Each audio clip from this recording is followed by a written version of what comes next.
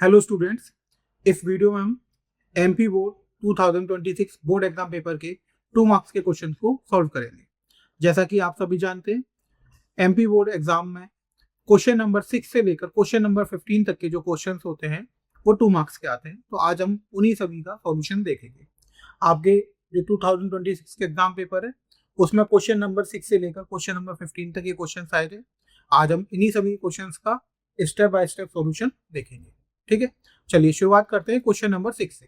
Question number 6 में हमें दे रखा है कि ए वेक्टर हमें दे रखा है 2i प्लस जे प्लस 3k और बी वेक्टर हमें दे रखा है 3i plus 5j minus 2k। हमें मॉडुलस निकालना है a vector cross B vector. तो चलिए स्टार्ट करते हैं। तो यहाँ पर हमें ए वेक्टर जो है वो कितना दे रखा है? ए वेक्टर हमें दे रखा है बच्चों 2i प्लस जे प्लस 3k, ये दे रखा है। बी वेक्टर हमें क्या दे रखा है? बी वेक्टर हमें दे रखा है 3i plus 5j minus 2k, ये दे रखा। अब सबसे पहले हम क्या निकालेंगे? ए वेक्टर क्रॉस बी वेक्टर निकालेंगे। तो देखिए ए वेक्टर क्रॉस बी वेक्टर निकालेंगे तो उसके लिए हम क्या लिखेंगे? यहाँ पर आई, जे और के। तो सबसे पहले ए वेक्टर के कंपोनेंट लिखेंगे। ए वेक्टर के कंपोनेंट आई में कितना है 2, जे में कितना है 1 और 3 में कितना है, वो के में कितना है 3। ऐसे ही बी वेक्टर के कंपोनेंट लिखेंगे, आई के साथ 3, जे के साथ 5 और के साथ माइनस का 2। यही हो जाएगा हमारे पास। चलिए अब इसको सॉल्व करते हैं। तो सबसे पहले हम आई कैप लिख लेते हैं। आई कैप हम ये वाली रो और ये वाला कॉलम छोड़ देंगे, इसको सॉल्व करेंगे। तो 1 इंटू 2 माइनस 2, माइनस का साइन लगाएंगे, 3 इंटू 5 15। फिर माइनस का जे लिखेंगे हम, ये वाली रो और ये वाला कॉलम छोड़ देंगे। 2 इंटू 2 कितना हो गया? माइनस 4, 3 इंटू 3 माइनस का 9, यही हो जाएगा। माइनस साइन तो आता ही है बीच में। प्लस के साथ हम ये वाली रो और ये वाला कॉलम छोड़ देंगे। 2 5 10 माइनस का 3, ये हो जाएगा। आगे बढ़ते हैं। तो ये हो गया minus 17 i cap, minus 4 minus 9 minus 13, minus minus plus का 13 जे कैप, प्लस का 7 के कैप, यही हो जाएगा हमारे पास। तो यहां से हमारे पास ये किसकी वैल्यू निकल गई? ए वेक्टर क्रॉस बी वेक्टर की। अब हमसे पूछा क्या गया था? हमसे पूछा गया था modulus of A vector cross B vector, ये पूछा गया था। तो ये कितना हो जाएगा हमारे पास? अंडर रूट में माइनस 17 का होल स्क्वायर, आई के कंपोनेंट का स्क्वायर प्लस जे के कंपोनेंट का स्क्वायर 13 का स्क्वायर, ये हो जाएगा। जे के कंपोनेंट का स्क्वायर प्लस के कंपोनेंट का स्क्वायर, ये हो जाएगा। ओपन कर देते हैं बच्चों उसको। 17 का स्क्वायर कितना होगा? 289, 13 का स्क्वायर कितना होगा? 169 और 7 का स्क्वायर कितना होगा? 49। आप जब इनको ऐड करेंगे तो ये आएगा 507। तो यहाँ पर हमारे पास वैल्यू कितनी आ गई? Modulus of A vector cross B vector की अंडर रूट में 507, ये हमारा इसका आंसर होगा। चलिए अब अगली पार्ट की तरफ चलते हैं, 6 क्वेश्चन का और वाला पार्ट, क्योंकि हर एक क्वेश्चन में आपके और पार्ट भी आता है। तो हम मेन क्वेश्चन भी करेंगे और वाला क्वेश्चन भी करेंगे, क्योंकि एग्जाम में सेम वेटेज होती है, आप कोई भी एक अटेम्प्ट कर सकते हैं। यहाँ पर हमसे कह रहा है कि find the angle between two vectors A vector and B vector with magnitude 1 and 2 respectively and A dot B equals to 1। सबसे पहले हम वो इन्फॉर्मेशन लिख लेंगे जो यहाँ पे दी गई। यहाँ पे हमें दिया गया है कि A vector dot B vector की वैल्यू 1 है, मैग्नीट्यूड ऑफ ए वेक्टर 1 है और मैग्नीट्यूड ऑफ बी वेक्टर कितना है? 2, क्योंकि यहाँ पे दे रखा है कि मैग्नीट्यूड 1 and 2 रेस्पेक्टिवली, यानी पहले ए के मैग्नीट्यूड दे रखा है, उसके बाद बी का मैग्नीट्यूड दे रखा है। अब हमें ए वेक्टर और बी वेक्टर के बीच का एंगल निकालना है, यानी थीटा यहाँ पर हमें फाइंड करना है। तो हम यहाँ पे लिखेंगे वी नो, हमें पता है कि A vector dot B vector का फॉर्मूला क्या होता है बच्चों। A vector dot B vector का फॉर्मूला होता है modulus of A vector modulus of B vector cos theta, यही होता है। अब मैं अगर यहाँ से कॉस थीटा का फॉर्मूला निकालूंगा तो वो हो जाएगा ए वेक्टर डॉट बी वेक्टर अपन मॉडुलस में ए वेक्टर और मॉडुलस में बी वेक्टर। वैल्यू पुट कर दीजिए। ए वेक्टर डॉट बी वेक्टर की वैल्यू कितनी दे रखी है? 1। मॉडुलस ऑफ ए वेक्टर कितना दे रखा है? 1। मॉडुलस ऑफ बी वेक्टर दे रखा है, तो ये हो जाएगा 1/2। यहाँ पर कॉस थीटा की वैल्यू कितनी आ रही? 1/2।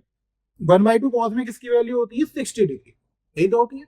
तो यहां से हमारे पास थीटा कितना निकल कर आ गया? 60 डिग्री, ये इसका आंसर। यानी यहाँ पर ए वेक्टर और बी वेक्टर के बीच का जो एंगल है वो कितना है? 60 डिग्री। चलिए अब नेक्स्ट क्वेश्चन की तरफ चलते हैं। Question number 7। क्वेश्चन नंबर 7 हमसे क्या कह रहा है? पहला क्वेश्चन पढ़ लेते हैं। क्वेश्चन हमसे कह रहा है the length x of a rectangle is decreasing at the rate of 3 centimetre पर minute and with y is increasing at the rate of 2 centimeter per minute. When x equals to 10 and y equals to 16 centimeter, find the rate change of the perimeter of the rectangle. तो यहां पर हमसे कह रहा है बेटा कि एक रेक्टेंगल है जिसकी लेंथ जो है वो x से डिनोट हो रही है, और जो उसकी ब्रेथ है यानी विड्थ है वो किससे डिनोट हो रही है, y से डिनोट हो रही है। यहाँ पे इंफॉर्मेशन हमें दी है कि dx ओवर dt की वैल्यू जो है वो -3 सेंटीमीटर पर मिनट है। माइनस क्यों लगाया है, क्योंकि वो दे रखा है कि वो डिक्रीज हो रहा है। क्या हो रहा है, डिक्रीज हो रहा है। जब भी कोई चीज डिक्रीज होती है तो उसके आगे क्या आ जाता है, माइनस का साइन आ जाता है।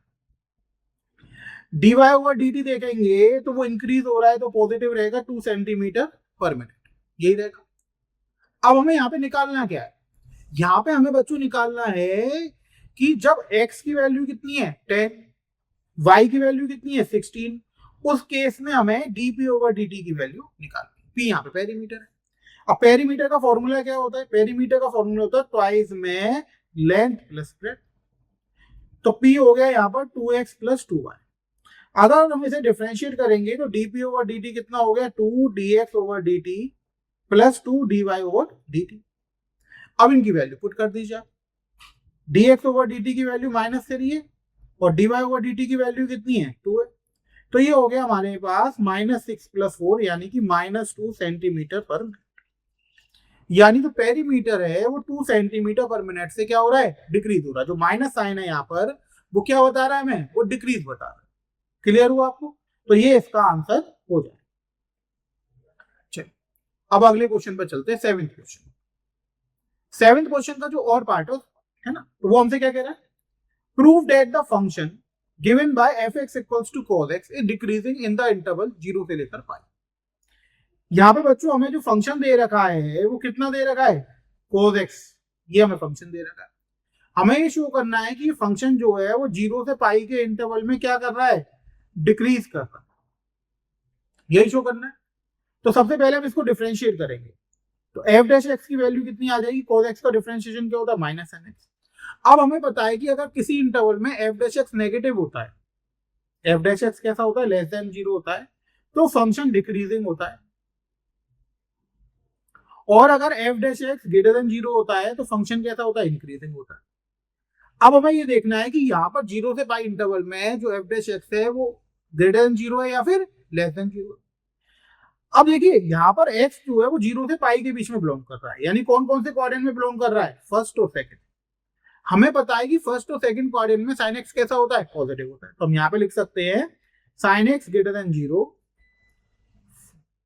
For all x belongs to 0 से लेकर पाई, यही हो जाएगा हमारे पास। अब sin x अगर ग्रेटर देन 0 है for all x belongs to 0 से लेकर पाई, तो माइनस sin x जो है वो क्या हो जाएगा, लेस देन 0 हो जाएगा। बताइए, अगर sin x हमारे पास ग्रेटर देन 0 है तो माइनस sin x क्या हो जाएगा, लेस देन 0 हो जाएगा for all x belongs to 0 से लेकर पाई, यही हो जाएगा। अब माइनस sin x ही तो f डैश x है, तो f डैश x क्या हो गया, less than 0। f dash x less than 0 हो गया तो that is fx is decreasing function. fx कैसा फंक्शन हो गया, डिक्रीजिंग फंक्शन हो। क्लियर हो गया, आपको ये बात समझ में आ गई। चलिए अब नेक्स्ट क्वेश्चन की तरफ चलते हैं, क्वेश्चन नंबर 8। क्वेश्चन नंबर 8 क्या कह रहा है हमसे, T be the set of all triangles in a plane. एक प्लेन है, उसमें जितने भी ट्राइंगल्स बन सकते हैं उन सबका सेट क्या है, टी है। With R a relation in T given by R बराबर T1, T2, T1 is congruent to T2। अगर T1 कॉन्ग्रुएंट है T2 के तो T1 T2 ये रिलेट कर रहे हैं, रिलेशन आर। अब हमें ये शो करना है कि आर इक्विवेलेंस रिलेशन होगा। अब इक्विवेलेंस रिलेशन में क्या होता है बच्चों, यानी ऐसा रिलेशन जो रिफ्लेक्सिव भी हो, सिमेट्रिक भी हो, ट्रांजिटिव भी हो, उसको हम क्या बोलेंगे, इक्विवेलेंस रिलेशन बोलेंगे। तो सबसे पहले हम रिफ्लेक्सिव प्रूफ करेंगे। तो रिफ्लेक्सिव में हमारे पास क्या होता है कि हर एक एलिमेंट खुद से रिलेट करना चाहिए, यही तो होता है रिफ्लेक्सिव का रूल। रिफ्लेक्सिव का रूल क्या होता है, हर एक एलिमेंट खुद से रिलेट करना चाहिए, यानी हर एक ट्राइंगल जो टी में आ रहा है, यानी T1, T2, T3, T4 खुद से रिलेट होने चाहिए। अब यहाँ पे कोई भी ट्राइंगल खुद से रिलेट तब करेगा जब वो उसके कॉन्ग्रुएंट होगा। तो हमें तो पता है हर ट्राइंगल खुद के कॉन्ग्रुएंट होता है, हमने यहाँ पे लिख दिया since each triangle is congruent to itself. हर एक ट्राइंगल खुद के कॉन्ग्रुएंट होता है। तो T1, T2 belongs to R for all T1, T2 for all T1 belongs to T। तो ये रिलेशन कैसा हो गया बच्चों, रिफ्लेक्सिव। अब हम क्या चेक करेंगे, सिमेट्रिक। सिमेट्रिक में क्या होता है कि हम ये मान लेते हैं कि ए कॉमा बी आर में आ रहा है, और हम लेकर के आते हैं कि बी कॉमा ए भी किस में आएगा, आर में आएगा। यही तो कंडीशन होती है हमारे पास। तो यहां पर हमने लेट कर लिया कि T1 comma T2 relation are में आ रहा है। अब T1 कॉमा T2 अगर रिलेशन आर में आ रहे हैं तो हम ये लिख सकते हैं T1 is congruent to T2, तभी तो आएंगे अकॉर्डिंग टू डेफिनेशन। अब T1 ट्राइंगल अगर T2 के कॉन्ग्रुएंट है तो T2 ट्राइंगल भी T1 के कॉन्ग्रुएंट होगा, तो T2 is congruent to T1। तो इसका मतलब T2 कॉमा T1 भी रिलेशन आर में आ जाएगा। इसका मतलब ये रिलेशन कैसा हो गया, सिमेट्रिक हो गया। अब हम क्या प्रूफ करेंगे, ट्रांजिटिव।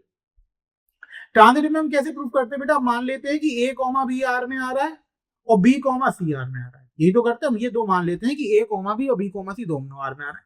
इसलिए हम ये लाके दिखाते हैं कि ए कॉमा सी भी आर में बिलोंग करेगा। अगर ऐसा होता तो रिलेशन ट्रांजिटिव कहलाता, अदरवाइज नहीं कहलाता। तो यहाँ पर हमने क्या करा, हमने लेट कर लिया कि T1 comma T2 belongs to R and T2 comma T3 belongs to R, नहीं लेट कर। अब T1 कॉमा T2 अगर आर में आ रहा है तो हम ये लिख सकते हैं T1 is congruent to T2, ये लिख सकते हैं T1 is congruent to T2।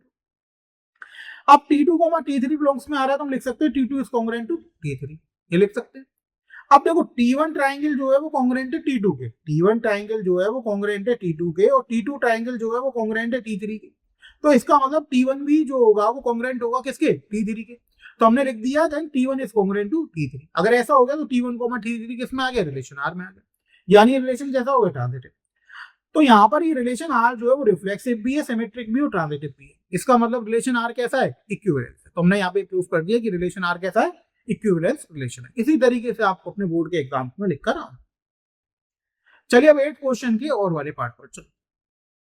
यहाँ पर हमसे क्या कह रहा है, ये हमसे कह रहा है शो दैट द फंक्शन, एक फंक्शन एफ है जो एन से एन पर डिफाइन है। एन क्या होता है, नेचुरल नंबर का सेट, और एफ एक्स किसके गिवन है, एफ एक्स हमें गिवन है 3x से।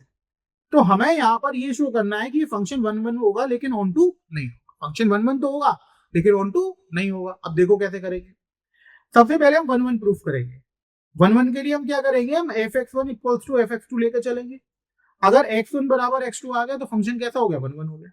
अब fx1 बराबर fx2 है, यानी 3x1 किसके बराबर हो गया, 3x2 के। 3 से 3 कैंसिल हो गया तो x1 बराबर किसके आ गया, x2 के। यहाँ पर हम लेकर चले थे fx1 बराबर fx2, लेकर क्या आ गए, x1 बराबर fx2। तो डेट इज,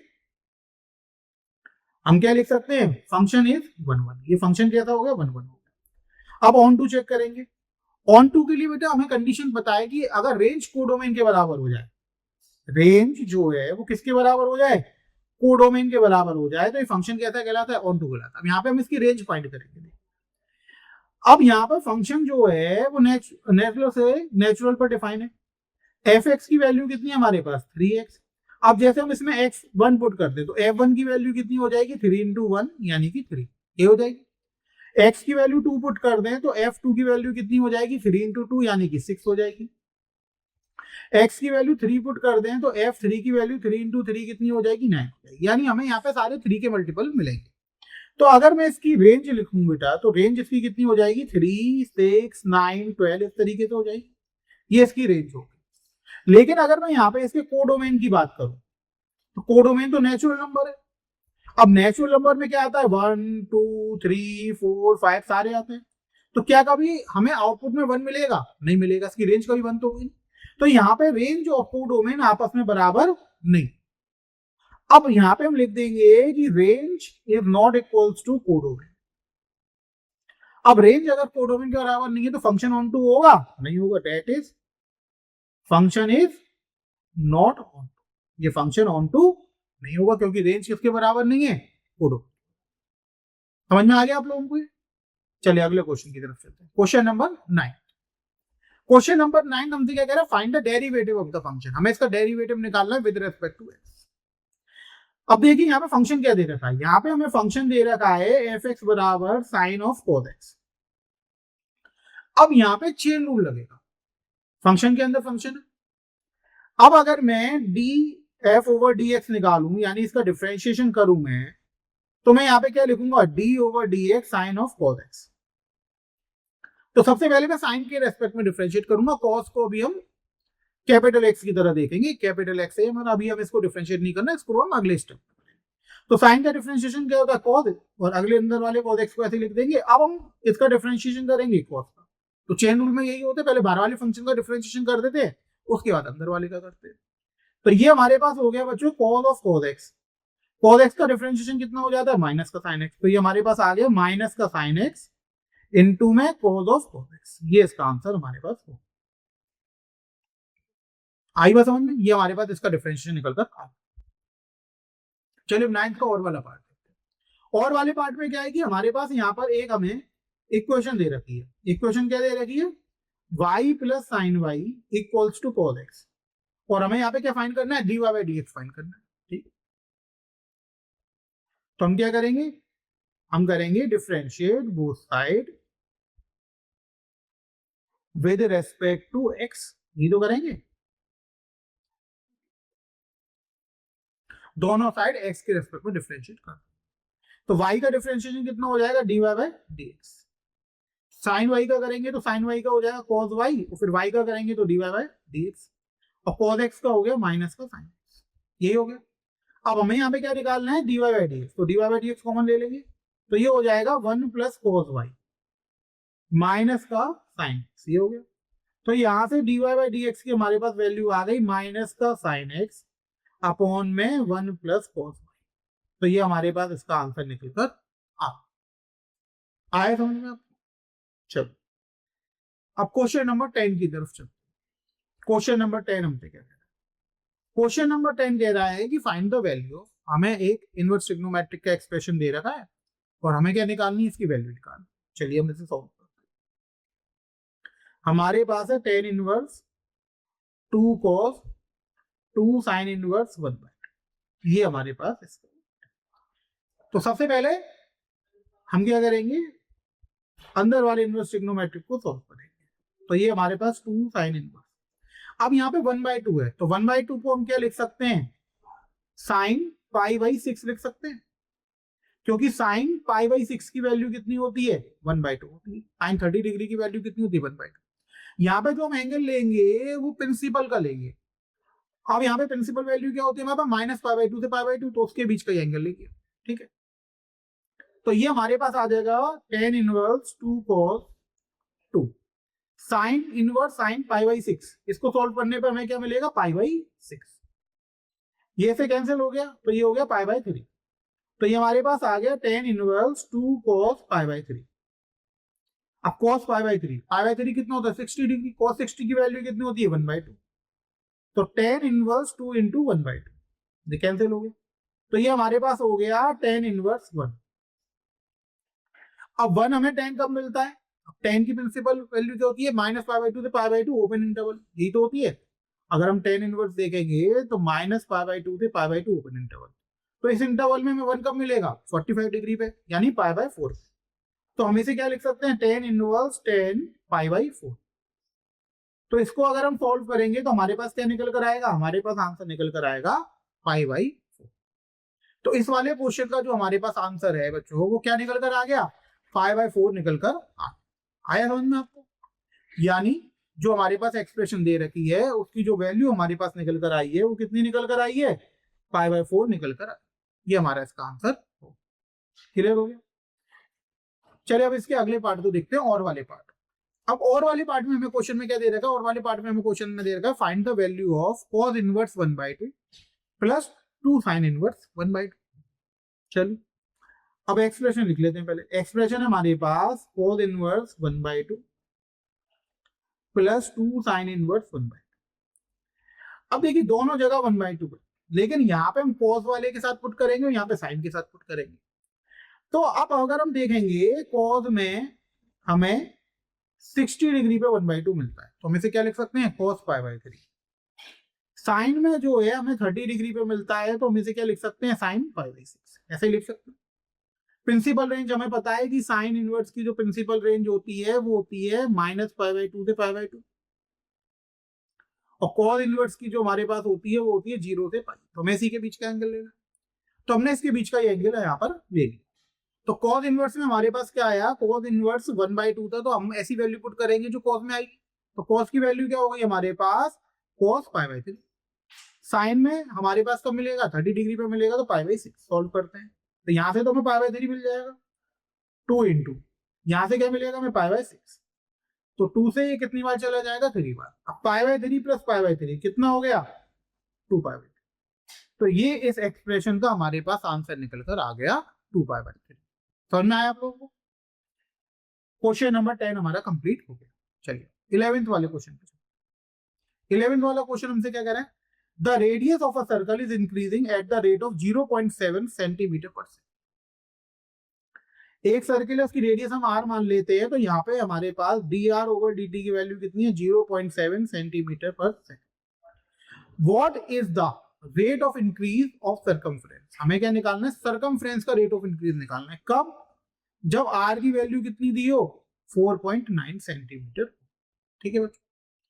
अब देखिए सर्कमफ्रेंस का हमें निकालना है, तो हम क्या करेंगे? सर्कमफ्रेंस को c मान लेंगे। अब हमें पता है कि सर्किल की सर्कमफ्रेंस का फॉर्मूला क्या होता है, बताइए। सर्कमफ्रेंस का फॉर्मूला होता है 2 पाई r, यही होता है। अब अगर हम इसको टाइम के रेस्पेक्ट में डिफरेंशिएट करेंगे तो ये हो जाएगा 2 पाई dr ओवर dt, यही हो जाएगा।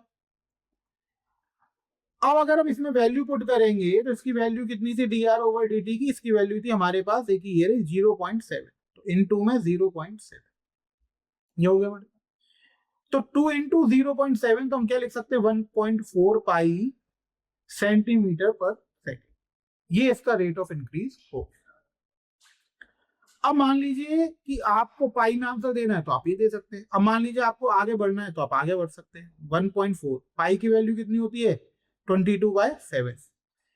22/7 इसको हटा दीजिए, 10 आ जाएगा, ये 2 बार चला जाएगा, तो ये हो गया हमारे पास 44/10, यानी कि 4.4 सेंटीमीटर पर सेकेंड। तो आप इन दोनों में से कोई भी आंसर वहां पर दे सकते हैं, जो भी आपको अच्छा लगे। दोनों ही आंसर सही है। आप यहां तक करे आएंगे तो भी ठीक है, आप ये करे आएंगे तो भी ठीक है, आपका मन है आप कहां तक करना आता है। पाई के रेस्पेक्ट में अगर हम आंसर दे रहे हैं पाई के टर्म्स में तो ये ठीक है, अदरवाइज ये ठीक है, दोनों ही आंसर। चलिए अब आगे बढ़ते हैं। अब हमारे पास इसका अगला पार्ट आता है, ठीक है। तो अभी हमने 11th क्वेश्चन देख लिया, तो अब इसका अगला पार्ट देखते हैं, और वाला पार्ट। और वाला पार्ट हमसे क्या कह रहा है? Show that the function f given by fx equals to x cube minus 3x square plus 4x, x यहाँ पे रियल से बिलोंग कर रहा है, इज इंक्रीजिंग ऑन r। हमें ये शो करना है कि ये फंक्शन जो है पूरी रियल लाइन पर कैसा है? इंक्रीज है। अब देखिए यहाँ पे fx हमें दे रखा है x cube minus 3x square plus 4x। अब अगर हम ये यहाँ पर कर दें कि f डैश x जो है वो पॉजिटिव है for all x belongs to r, तो ये फंक्शन कैसा प्रूव हो जाएगा? इंक्रीजिंग प्रूव हो जाएगा। ठीक है, तो सबसे पहले हम यहाँ पे f डैश x निकालते हैं। f डैश x कितना हो जाएगा? देखिए 3x square minus 6x plus 4, यही हो जाएगा। अगर हम 3 कॉमन ले लें यहाँ से तो x स्क्वायर माइनस 2x, यही हो जाएगा। इन दोनों में से प्लस का 4 ले लिया। अब यहाँ पे हम होल स्क्वायर बनाने की कोशिश करते हैं। देखिए एक्स स्क्वायर माइनस 2x, इसमें हमने प्लस 1 और माइनस 1 कर दिया, प्लस का 4, तो ये हो गया 3x माइनस 1 का होल स्क्वायर, इतना वाला पार्ट। ये क्या बन गया? x माइनस 1 का होल स्क्वायर माइनस 1 प्लस 4, अंदर मल्टीप्लाई कर दीजिए, 3x माइनस 1 का होल स्क्वायर माइनस 3 प्लस 4, तो ये आ गया हमारे पास 3x माइनस 1 का होल स्क्वायर प्लस 1। तो अब यहाँ पे आप देखेंगे कि f डैश x की वैल्यू ये आ गई। अब देखिए हमें ये पता है कि किसी का भी स्क्वायर हमेशा कैसा होता है? पॉजिटिव। तो x माइनस 1 का होल स्क्वायर इनटू में 3 है, तो ये हमेशा पॉजिटिव होगा। 1 ऑलरेडी पॉजिटिव है, तो पॉजिटिव का जब हम पॉजिटिव में एडिशन करेंगे तो क्या आएगा? पॉजिटिव आएगा। तो यानी यहाँ पर f डैश x की वैल्यू हमेशा किससे बड़ी आएगी? 0 से बड़ी आएगी। इक्वल टू 0 भी कभी नहीं आ सकती है, यहाँ पर आ सकती है? नहीं आ सकती। हमेशा किससे बड़ी आएगी? वैसे तो 1 से ही बड़ी आएगी हमेशा, पर हमें तो ये इतना ही प्रूफ करना था, इतने से हमारा काम चल जाएगा। तो हमने प्रूफ कर दिया कि यहाँ पे f डैश x हमेशा कैसा रहेगा? पॉजिटिव रहेगा। तो f(x) इज इंक्रीजिंग। कैसा फंक्शन हो जाएगा? इंक्रीजिंग फंक्शन हो जाएगा। कहां पर? पूरी रियल लाइन पर ऑन r। समझ में आ गया? चलिए अब अगले क्वेश्चन की तरफ चलते हैं। 12th question. 12th क्वेश्चन हमसे क्या कह रहा है? 12th क्वेश्चन हमसे कह रहा है कि find the vector in the direction of A vector i minus 2j cap that has magnitude 7। यानी हमें डायरेक्शन ए वेक्टर का लेना, मैग्नीट्यूड कितना शो करना है? 7। अब देखिए यहां पर हमें ए वेक्टर कितना दे रखा है? आई कैप माइनस 2j कैप। तो सबसे पहले हम इसका क्या निकाल लेंगे, यूनिट वेक्टर निकाल लेंगे। यूनिट वेक्टर निकालने के बाद हमें इसकी डायरेक्शन में 1 मैग्नीट्यूड का वेक्टर मिल जाएगा, फिर 7 से मल्टीप्लाई कर देंगे तो 7 मैग्नीट्यूड मिल जाएगा। अब यूनिट वेक्टर निकालने का हमें फॉर्मूला पता है, ए कैप क्या होता है, a vector upon modulus of A vector, यही होता है। तो ए वेक्टर यहाँ पे कितना है, आई माइनस 2j। अब मॉडुलस निकालो उसका, तो अंडर रूट में आई के कंपोनेंट का स्क्वायर यानी 1 का स्क्वायर, जे के कंपोनेंट का स्क्वायर माइनस 2 का स्क्वायर। तो ये हमारे पास आ गया आई माइनस 2j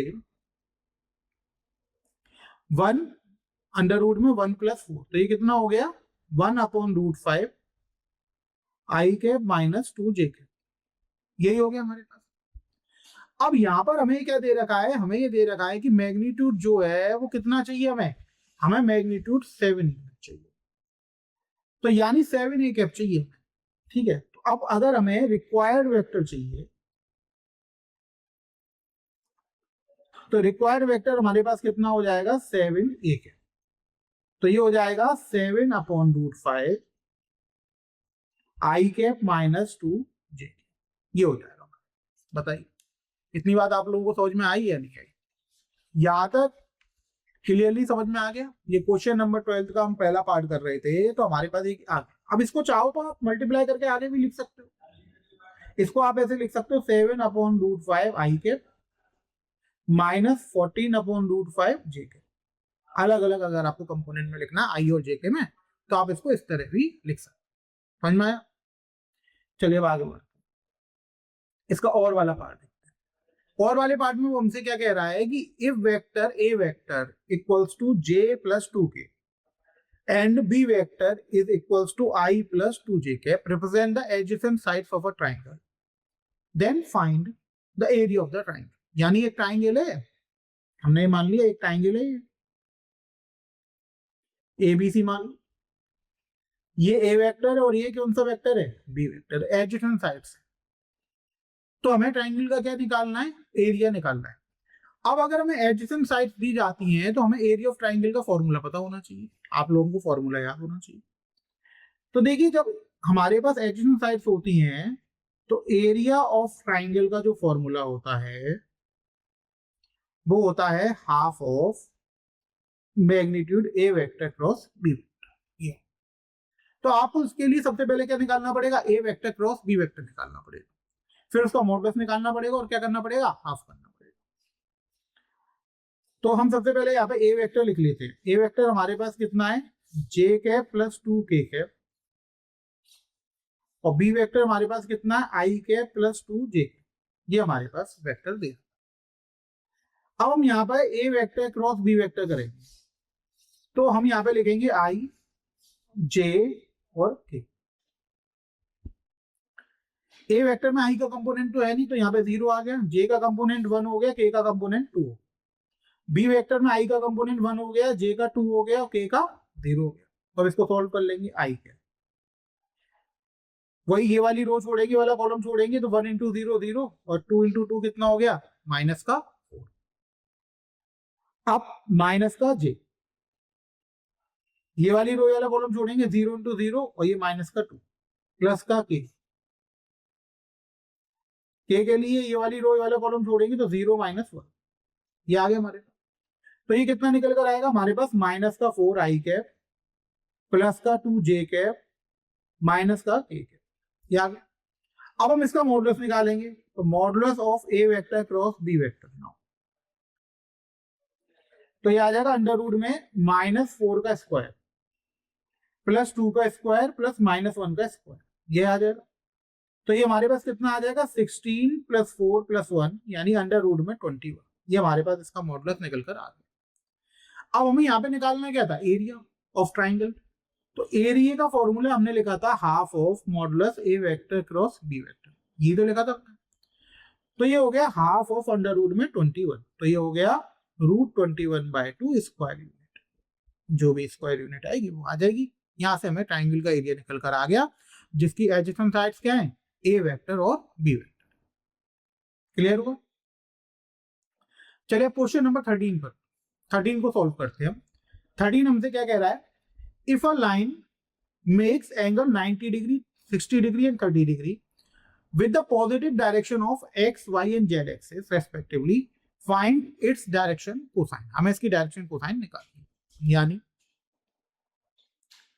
यहाँ पे लाइन जो है वो x एक्सिस के साथ एंगल कितना बना रहा है 90 डिग्री, यानी अल्फा की वैल्यू यहाँ पे कितनी हो गई 90 डिग्री।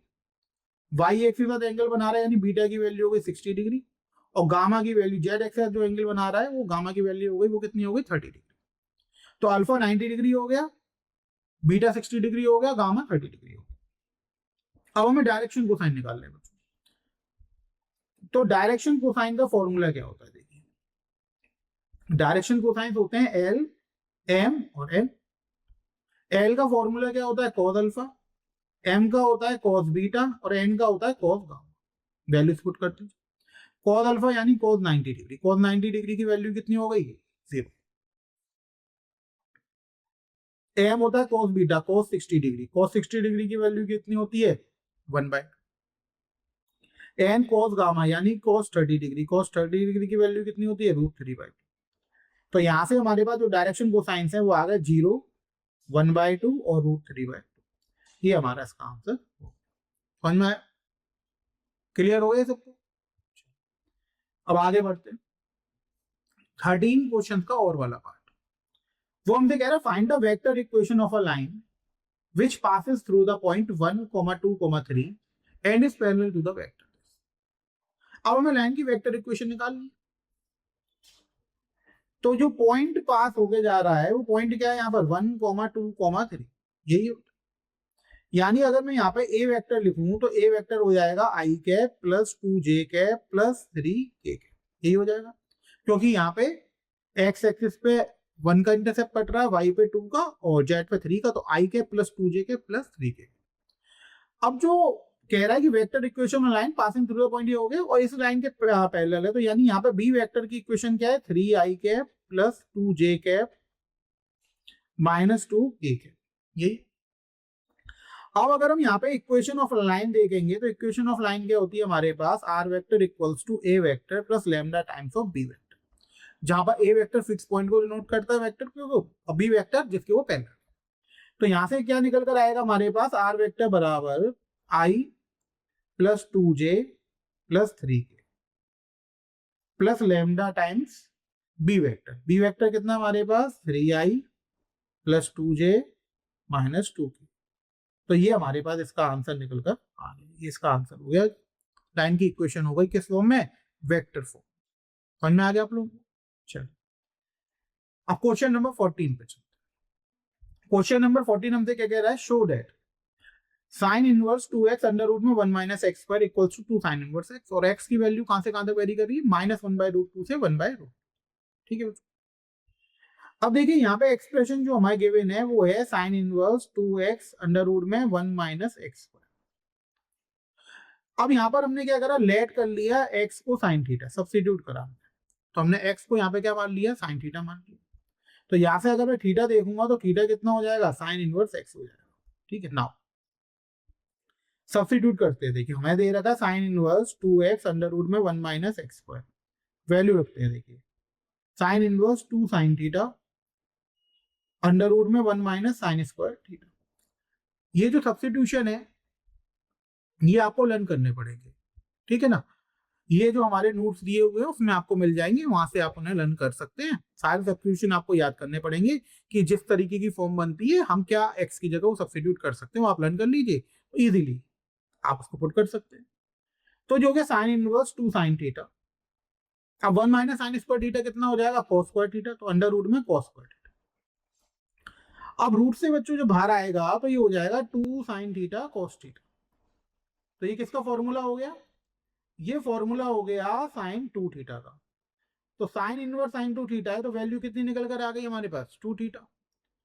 अब 2 थीटा, थीटा हमने क्या निकाला था साइन इनवर्स एक्स, तो ये हो गया 2 साइन इनवर्स एक्स। तो हम यहाँ पे आप देखिए ये लेकर चले थे, यानी हम क्या लेकर चले थे LHS लेकर चले थे, और ये किसके बराबर आ गया RHS के बराबर आ गया।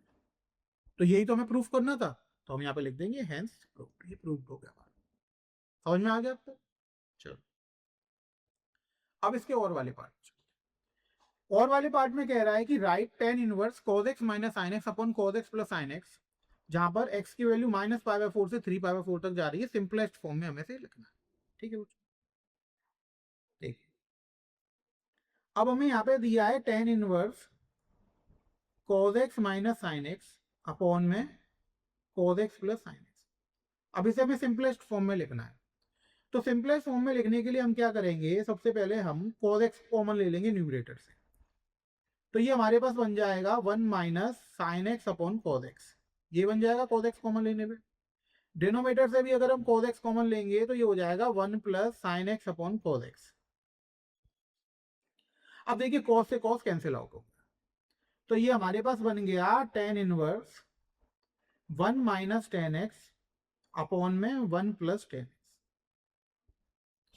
अब देखिए आपको ऐसा कुछ समझ में आ रहा है, 1 माइनस टेन एक्स और 1 प्लस टेन एक्स की जगह आप कुछ पुट कर सकते हैं। देखिए tan π/4 माइनस एक्स, इसका फॉर्मूला क्या होता है, इसका फॉर्मूला होता है tan a माइनस बी, लगा देंगे तो tan a minus tan b upon में 1 प्लस tan a tan, यही हो जाता है। तो यहाँ पे a की वैल्यू π/4 हो गई और b की वैल्यू क्या हो गई, x हो गई। tan π/4 1 होता है, तो 1 माइनस टेन एक्स अपॉन में 1 प्लस टेन एक्स, यही आ गया। तो यही वाली फॉर्म बन रही है हमारी 1 minus ten x upon 1 plus ten x. तो इसकी जगह हम क्या लिख सकते हैं, tan π/4 माइनस एक्स। ये वैसे आपको याद करनी है, लर्न होना चाहिए, जिससे एग्जाम में आप डायरेक्टली पुट कर पाए। तो यहां से हमें मिलेगा π/4 माइनस एक्स। तो ये इसकी सिंपलेस्ट फॉर्म हो, इससे ज्यादा सिंपल तो हो नहीं सकता। तो ये इसकी सिंपलेस्ट फॉर्म निकलकर हमारे पास आ, क्लियर हुआ। चलिए अब क्वेश्चन नंबर हम किस पर चलते हैं, 15 पर। ठीक है, क्वेश्चन नंबर 15 वो कह रहा है find the general solution of a differential equation. यहाँ पे हमें एक डिफरेंशियल इक्वेशन दे रखी है, हम उसका क्या करना है, जनरल सॉल्यूशन निकालना है।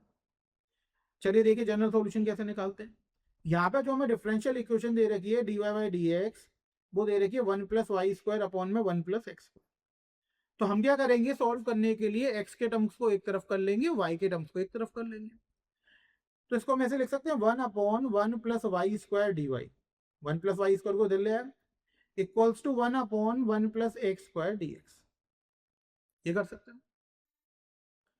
अब हम क्या करेंगे, take in integration both side, दोनों साइड हमने क्या कर लिया, इंटीग्रेशन कर दिया।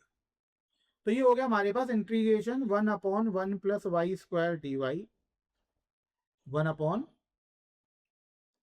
1 plus y square d y equals to integration 1 upon 1 plus x square d x.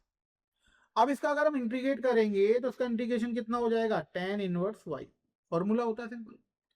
इसका इंटीग्रेशन कितना हो जाएगा, tan इनवर्स एक्स, प्लस में क्या लगा देंगे, कांस्टेंट।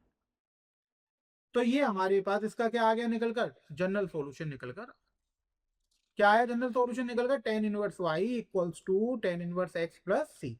ये इसका हमारे पास जनरल सॉल्यूशन निकलकर आ गया। समझ में आ गया आप लोग। इसके बाद इस सॉल्व करने की जरूरत नहीं है, आप इतना छोड़ सकते हैं, सफिशिएंट है। चलिए आगे बढ़ते हैं। अब 15 का और वाला पार्ट है, verify that the function y equals to e की power x plus 1 is the solution of a differential equation. हमें एक डिफरेंशियल इक्वेशन दे रखी है, हमें ये दिखाना है कि इसका एक सॉल्यूशन है। ठीक है, तो देखिए हमें डिफरेंशियल इक्वेशन यहाँ पे क्या दे रखी है, d2y over dx square minus dy by dx equal to 0। अब हमें यहाँ पर जो क्वेश्चन में स्टेटमेंट इक्वेशन y की गिवन है वो कितनी है, e की पावर x प्लस 1। अब हमें ये सॉल्व करना है। तो यहाँ पे हमें d2y ओवर dx स्क्वायर की वैल्यू निकालनी पड़ेगी, dy बाई dx की LHS में पुट कर देंगे। अगर वो RHS के बराबर आ गया तो वो सेटिस्फाई कर रहा है। ठीक है, तो सबसे पहले हम क्या करेंगे, यहाँ पे dy ओवर dx की वैल्यू निकालेंगे, इसको x के रेस्पेक्ट में डिफरेंशिएट करेंगे। तो e की पावर x का डिफरेंशिएशन e की पावर x होता है, 1 का कितना होता है 0, तो ये आ गया e की पावर x। इतनी बात समझ में। अब हम इसको दोबारा डिफरेंशिएट करेंगे d2y ओवर dx स्क्वायर, तो e की पावर x का ही डिफरेंशिएशन होगा फिर से। तो ये हमारे पास क्या आ गया, e की पावर x। अब इसका LHS ले लेंगे। LHS हमारे पास क्या है, LHS है बच्चों d2y over dx square minus dy by dx। अब में वैल्यू पुट करिए, तो ये भी हमारे पास e की पावर x है और ये भी e की पावर x है। e की और e की पावर x कट गया तो कैंसिल हो गया, क्या आ गया हमारे पास 0। तो ये क्या निकल कर आ गया, RHS निकल कर आ गया। तो इससे ये प्रूफ होता है कि y इक्वल्स टू e की पावर x प्लस 1 जो है वो क्या कर रहा है, इस डिफरेंशियल इक्वेशन को सेटिस्फाई कर रहा है, यानी ये इसका सॉल्यूशन है। समझ में आ गया, कि हमने इसको शो करके दिखा दिया। तो हमने आज की इस वीडियो में 2 मार्क्स के सारे क्वेश्चन देख लिए। आपको ये सारे क्वेश्चन इजीली समझ में आ जाएंगे। अगर नहीं आते हैं तो आप दोबारा वीडियो देखिए, आपको समझ में आ जाएंगे। हमने स्टेप बाय स्टेप बहुत अच्छे से इसको सॉल्व करा है। अब अगर आपके इस ईयर में इस टाइप के कोई क्वेश्चन आते हैं तो आप उनको इजीली अटेम्प्ट कर सकते हैं। ठीक, थैंक यू।